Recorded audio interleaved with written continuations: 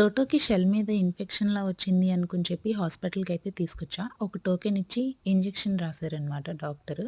First కుక్కలకి చేసే syringe అయితే ఇచ్చారు. అది కాదు ఇలా రెడ్ క్యాప్‌లో ఉంటుంది. అది తీసుకురమ్మనయితే మళ్ళీ పంపించారు. ఒక రూ. 10 అయితే అయ్యింది. యాక్చువల్లీ వచ్చింది షెల్ మీద ఇన్ఫెక్షన్ కోసం అయితే కాదు. పద్దాక నోరు తెరిచి బ్రీతింగ్ అయితే తీసుకుంటున్నాడు. ఒకసారైతే అనుకోవచ్చు. కానీ ప్రతిసారి అలానే తీసుకునేసరికి నాకే భయమేసింది. అండ్ ఫుడ్ కూడా కొన్ని రోజుల నుంచి తింటలేదనమాట. ఒక 2-3 డేస్ నుంచి. ఎక్కడ కింద పెట్టినా ఒక 5 మినిట్స్ ఆగి మరి చూసుకొని ఎటెళ్ళాలో అని చూసుకుంటూ ఉంటాడు. ఇంజెక్షన్ చేపిద్దామని తీసుకొస్తే మాత్రం చూడండి ఎలా పారిపోతున్నాడో. నేను ఆగమంటే ఆగిపోయాడు. కానీ భయం వేసిందనమాట.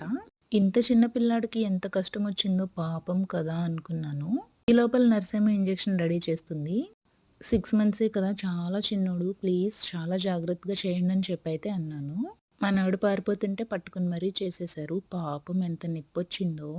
అరవలేడు, చెప్పుకోలేడు కదా వాడు. నాకే పాపం అనిపించింది. బాలేదనమాట. మార్నింగ్ నుంచి నైట్ వరకు నిద్రపోతూనే ఉన్నా.